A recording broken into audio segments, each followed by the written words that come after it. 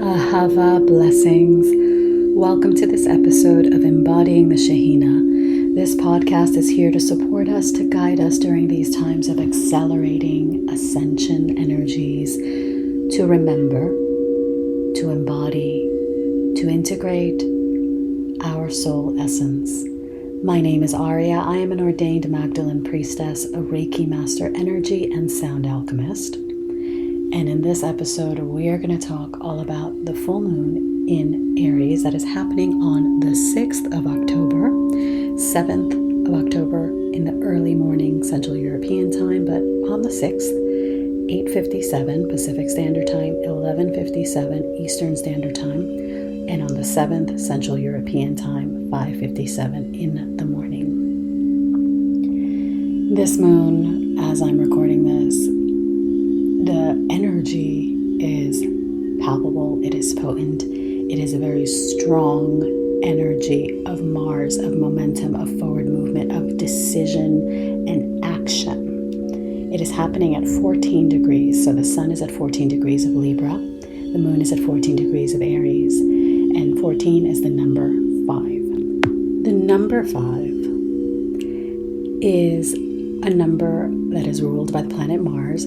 The Sefirot that it corresponds to is Gevuda, and Gevuda is the second Sefirot that corresponds to the throat chakra. So on the right side, you have Hesed, loving kindness. On the left side, you have Gevuda, which is judgment. And it is not judgment, harsh, severe judgment as we tend to think of judgment. It is more judgment that has to do with discernment. Discerning whether a course of action, whether a path is adequate and in alignment for you and your soul's growth and expansion, or if it's not. It's not about the external judgment. And I know that as a humanity, we have the tendency to be very, some of us, not all, very judgmental and externalize that judgment.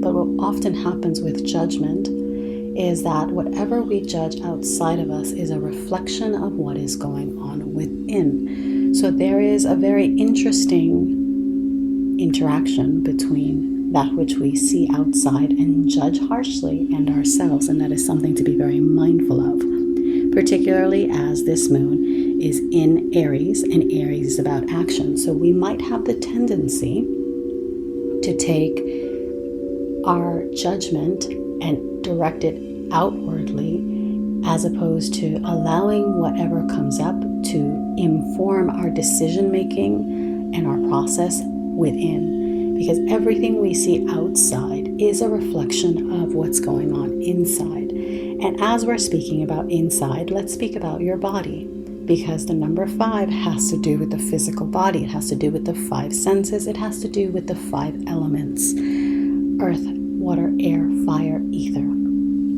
And it has to do with taking care of our body. It has to do with freedom, independence, self-mastery, and knowing what you want, being clear about what you want and going for it. It is a sun number that is aligned with the divine masculine, and in its shadow, because we always should be aware of the shadow aspect, not to focus on it, but to be aware and to allow ourselves to catch ourselves when we're going into that shadow. The shadow of this number 5 is tyranny. It is control. It is manipulation. It is thinking. So rather than mastering yourself, thinking that you have the power over your external world. And this is what we're going to get into with this moon. This moon is about the ego versus the I am. It is about self-mastery or external control. What are we choosing? Why is it about this? This moon, so this opposition between the sun and the moon is forming a square with the Jupiter that's in Cancer. Jupiter is about expansion, abundance, fruitfulness, multiplication, because Jupiter is the planet of blessings. And it is in a square, which means it's in a contentious energy with the Aries and the sun, because the Aries Libra energy, it is an energy of the I versus the we. It is an energy of ego versus altruism. It is an energy of the egoism that allows you to be so hyper-focused on yourself and your needs that you use that to devalue cooperation. You use it to devalue relationships, partnership. You use it to manipulate. And this is something we have to be very careful of, because we are in this Aquarian age. We are in this anchoring the fifth dimensional light grid, anchoring the higher dimensions. It's very important to be aware that what we see, what we think we're aligning to, might not be what we actually think it is. Because look, we have Mercury that's in a conjunction with Mars for this moon, which means that the shadow of Mars can color our perception of how we interpret the world, how we intellectualize certain things that perhaps we should not be intellectualizing. Maybe we should be reaching, actually not maybe, we all should strive to coming back to the heart. And I mentioned that it's the ego versus the I am. The I am is the elevated ego. It is the ego that knows that it is in service to the soul and the divine. The ego that knows that it is part of the fabric of creation. It is part of the divine, as it is a spark of the divine. And as a sparks of the divine energy, God, Goddess, Allah, whatever we call this energy, we can choose to utilize our energy, our creation spark, to enhance creation or to destroy it. We have that opportunity. And I'm not judging whatever people do, because that's not my role. It's not anyone's role, to be honest. What I am sharing are the energies that are at play. So let's be mindful. I know that certain things, we have the tendency as a humanity to make things about us when they aren't.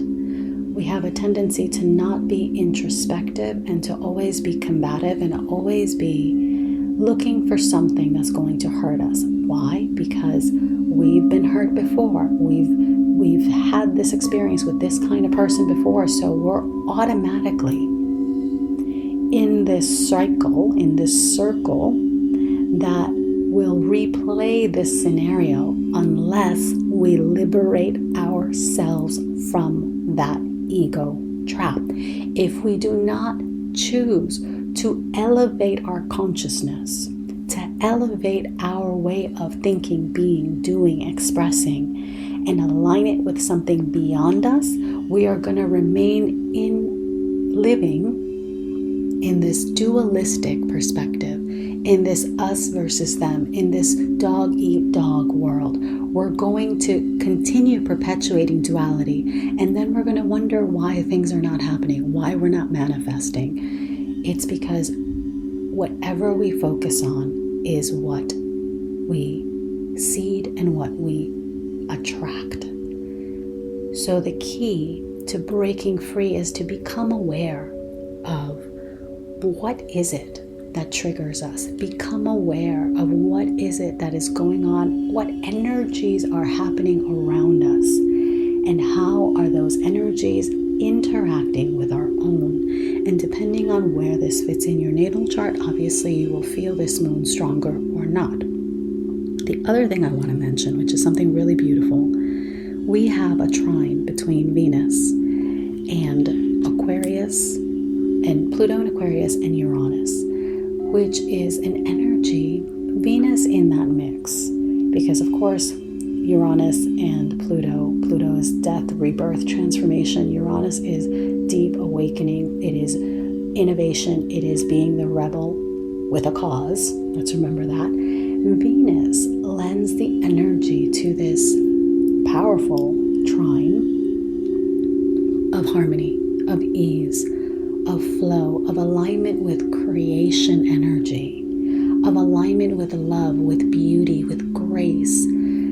So we have the opportunity to take the energies of deep and profound change and transformation, radical awakening.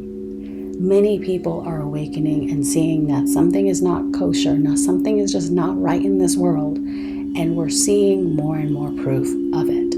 We can choose to stick our head in the sand and be an ostrich about it, and things are going to change, but they're not going to change to our liking because we're not actively participating and co-creating in what needs to be birthed. However, if you take the energies that are flowing and you're aware of them and understand them, then we can move forward in a very powerful way.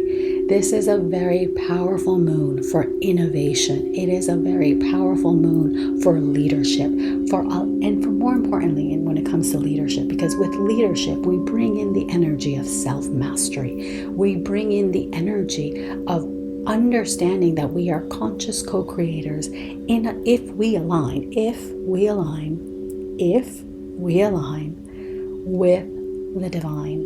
If we understand that it's not about us, it is not about what our intellect can do, because as I've mentioned before, and I will say it again because it's so relevant, your ego, your mind can only birth, create, and seed based on what it already knows.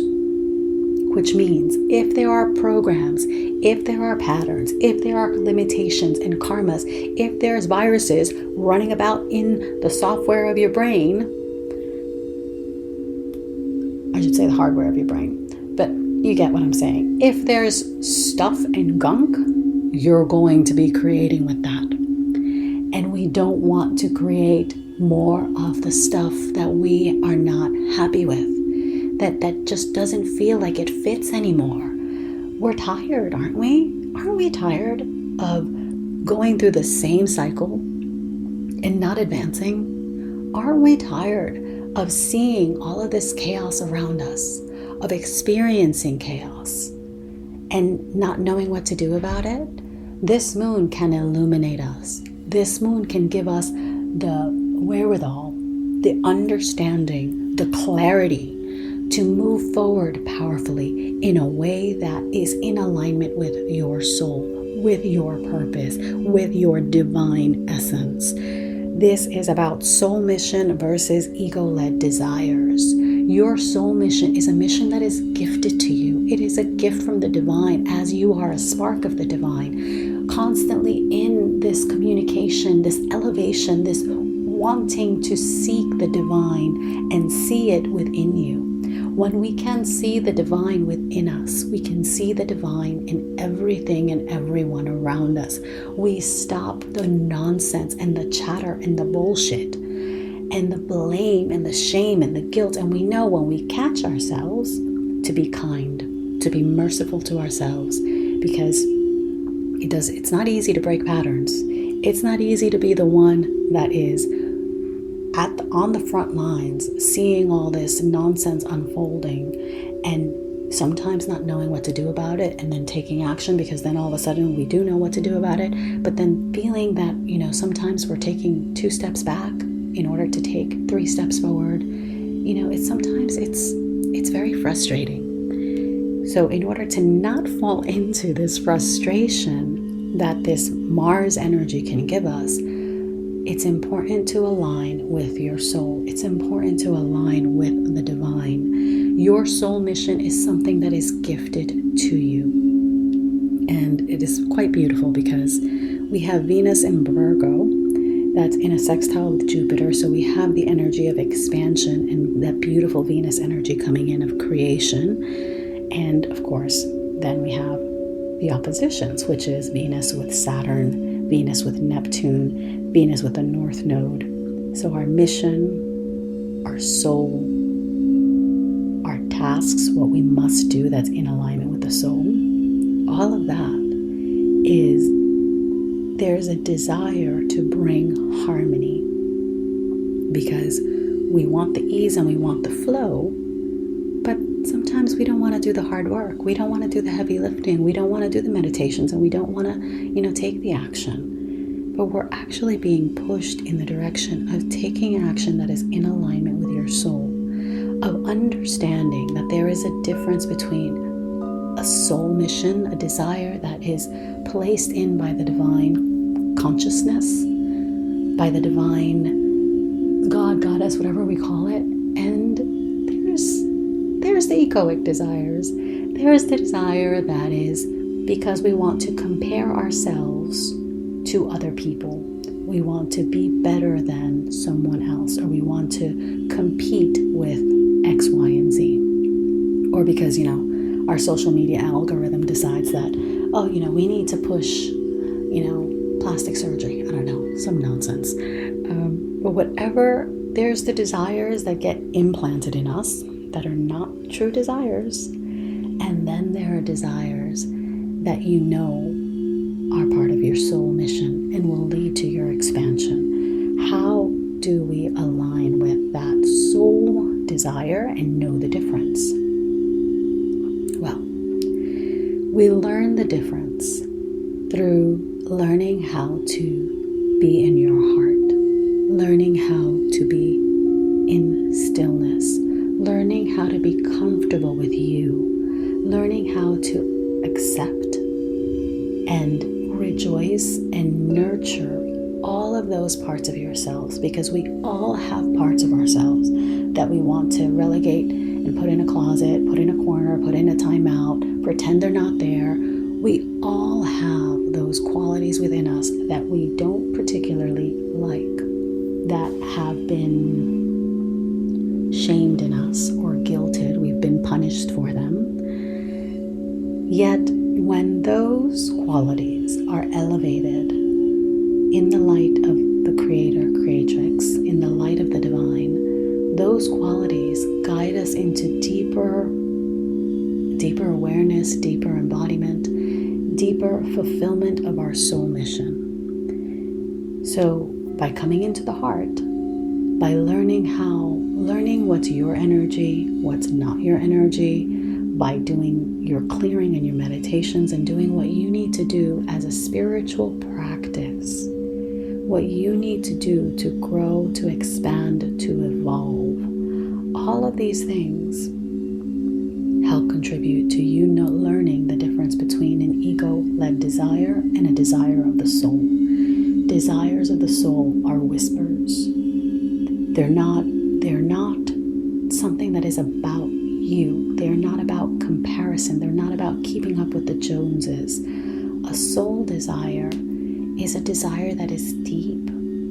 It's a desire that might even break you. And yet you're willing to step off and jump into the abyss, knowing that you will be held, knowing you will be protected, knowing that you are stepping into the unknown and, in essence, rebirthing yourself. You are rebirthing yourself into a different level, aspect, expansion of your soul through that going for that desire. That soul-led desire breaks you open. It catalyzes a deep and profound transformation. And I'm feeling the energy of that, because that's what I myself am going through. Because I had to ask myself, when it came to this particular desire that I will divulge soon, I was wondering, is this about me? Is this about me? Is this about me feeling dissatisfied with my life? Is this about me wanting to do what other people do? What is this desire about? And I came to the realization that the desire that I held in my heart was truly a desire of my soul. It was not a desire of my ego. It wasn't a desire of me comparing myself to whatever. It was a desire of my soul. And I knew that when I stepped forward with this desire, I have to have absolute faith and absolute trust that I am held and I am protected. And that is scary AF. It is the scariest thing you will do, to go forward with a soul desire, with a desire that goes against the grain of your family, of your everything, perhaps your religious background. It's a desire. That's how you know it's a desire of the soul. because it's not about conformity. That desire is not about you, keeping up with the Joneses, or you proving something to someone else, or proving to your mother or father, whatever. It's not about that.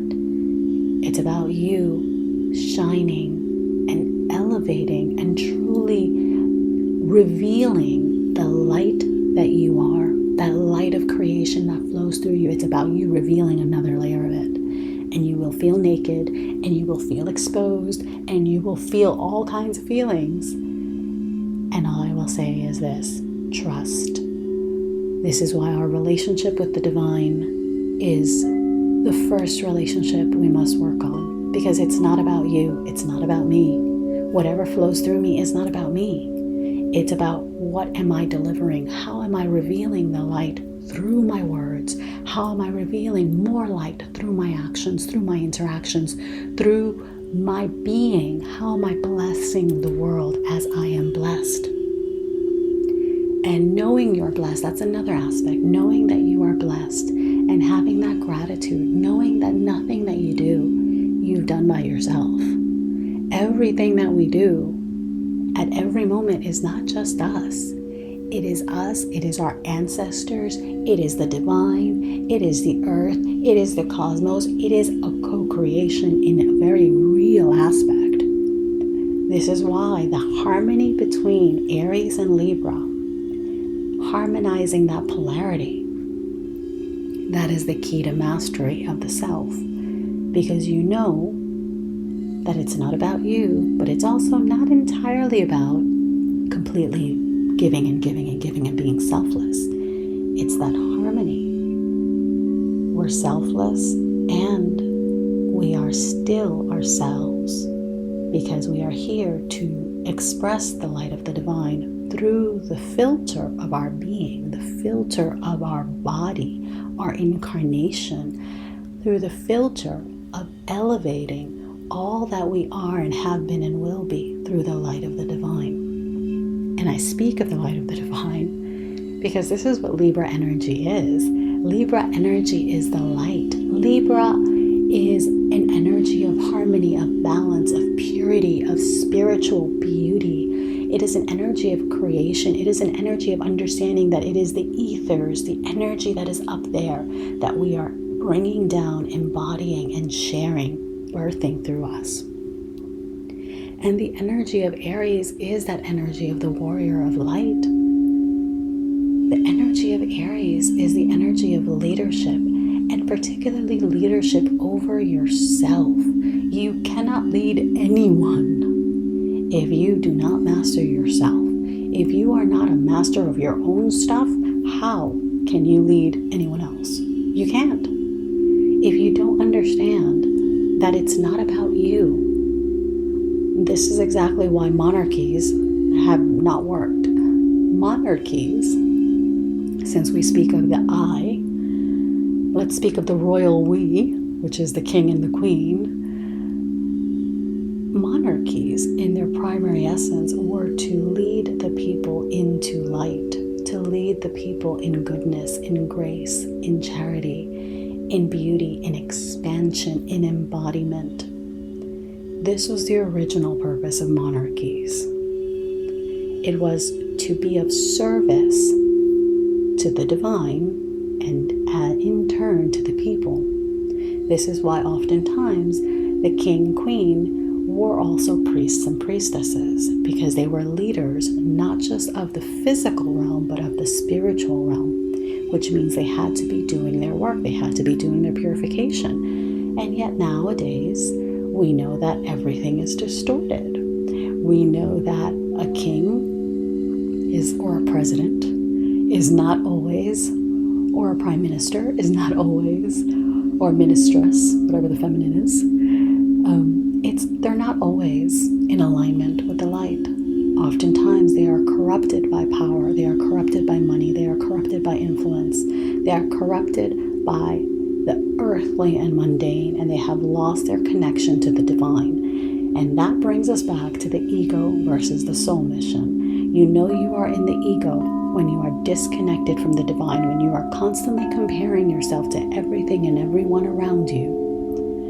and you want the biggest house and you want to show off, and it's about the peacock with its feathers out, that's when you know you're in the ego. And you have to be careful not to go to the extreme, which is humility at the expense of yourself, wanting to disappear and not be seen at all. Again, it's that harmony of polarities. It is the balance. This is a profoundly powerful time. It is so powerful. And it is about the heart. The more you can be in the heart, the more you can discern what is the correct course of action and what is not. What is in alignment with the light and keeping your vibration intact, and what is dissuading you. What is pulling at you to try to pull the wool over your eyes. And it's okay to not know. It's okay to sometimes have been misguided. It's okay because at any point in time, we don't always know the answers. So we must have faith and just continue to do our work to align with ourselves, our soul, to align with the light and the divine, and to not allow that. Anything that divides you, it's not the light. If it seeks to create division, polarity, duality, and allow you to basically be, well, I'm better than so-and-so, that's not the light. It's just not. Because the light, the soul, the divine, the higher realms know no duality. They know nothing of duality. They don't speak in duality. They don't channel in duality. They don't act in duality. They allow you to have free will, which is why so many of us, we've gone through it and we've sometimes made decisions we shouldn't have made. And again, we should have made them because all of those have brought us to where we are now. And where we are now is exactly where we need to be. So celebrate and honor those parts of yourself that brought you here. Every one of those iterations of you is incredibly valuable. Every one of those is a step in the right direction, a step in awakening your consciousness. Let go of anger. So many of us think that we have to be in anger in order to make a change. We have to be, picketing or fighting or something. I don't know. We have to be in this battle in order to evolve. No, you do not need to be in battle, not with yourself, not with anything outside you, particularly not with anything outside of you. Because the more you play into that dualistic game, the more you are feeding the demon and the egregore that we have created, that has created this world of duality. And by created, I don't mean divinely created, I mean manifested. Every single one of us as a collective has contributed to the mess that we're in now. How do we fix it? We fix it by coming back to the heart. We fix it by transcending duality. We fix it by merging the polarity. We fix it through alignment, through choosing our vibration. We fix it through elevating our consciousness.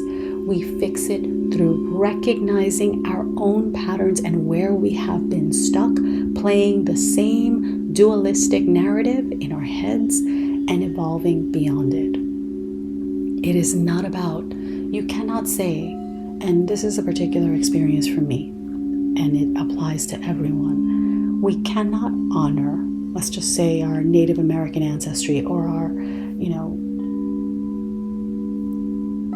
Irish ancestry. We cannot honor any one part of our lineage without honoring all of it.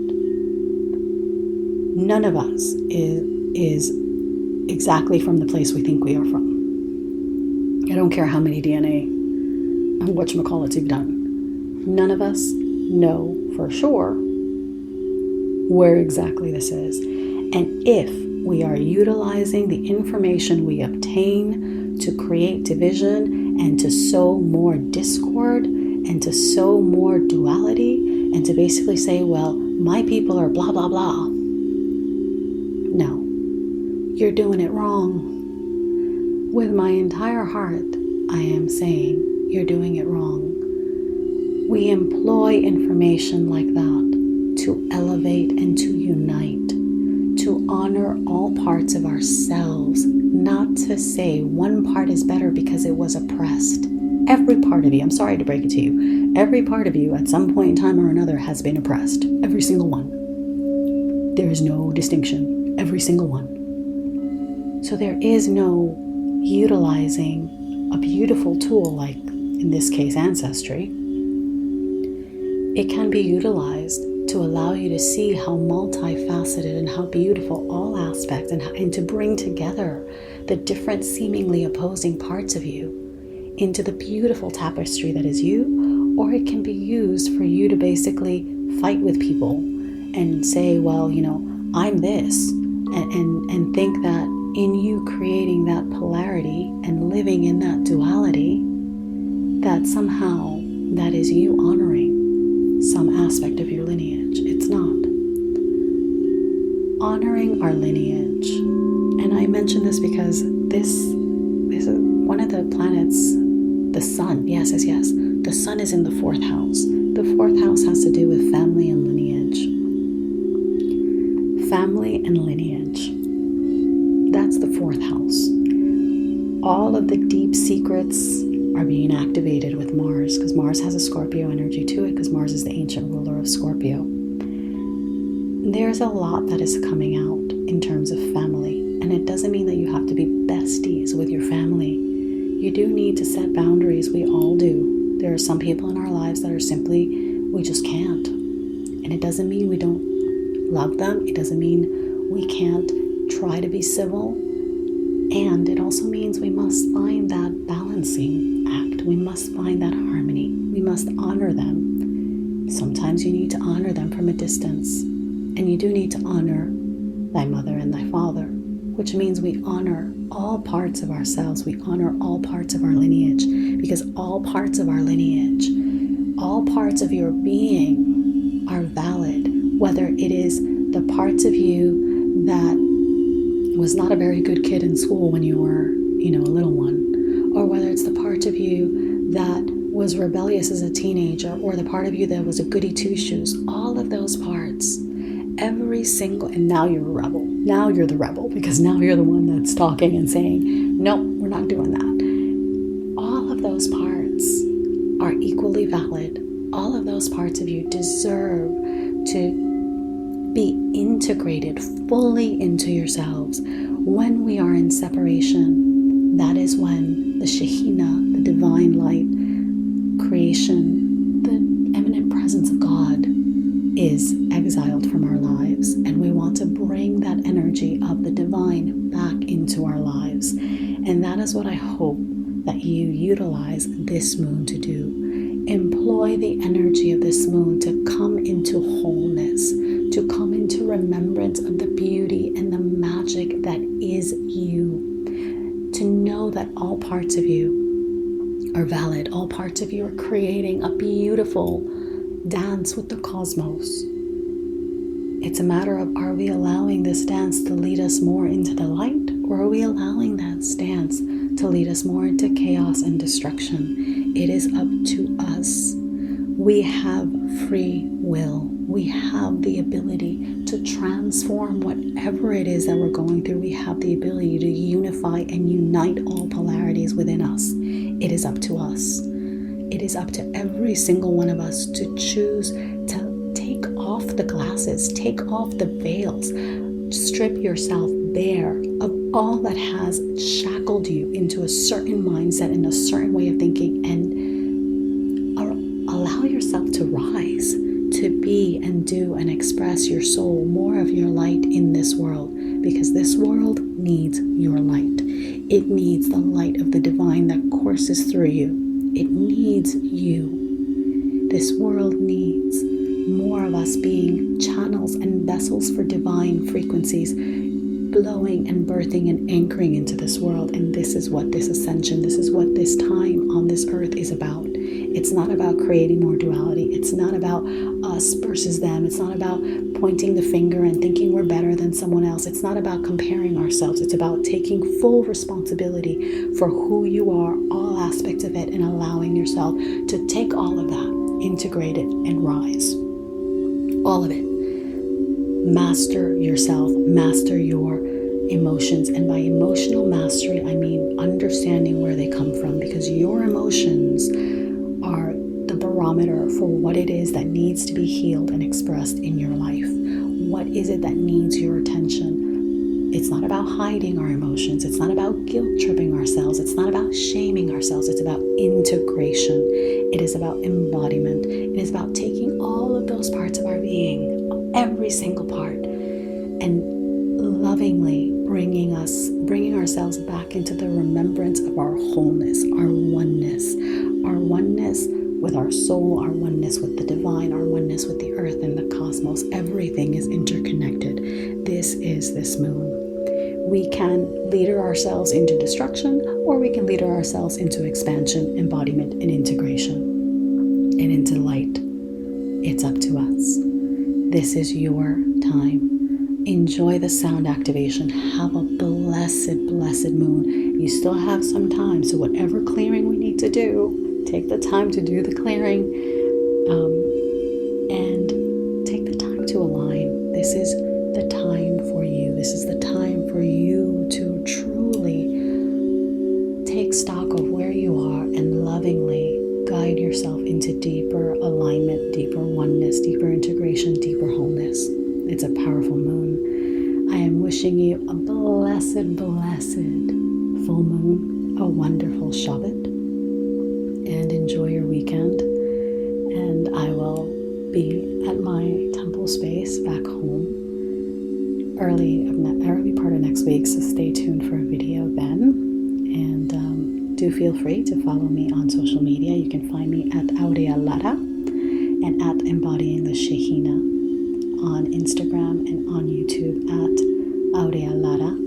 We're going to have a sound activation, and right now it's a little bit on the fence as to whether it's on Thursday the 5th of November or on Tuesday the 11th. I do need to be somewhere that week, and it's very important that I am that first week, so I'm hoping that we do it on the 11th. If you are interested in working with me, I have a wonderful,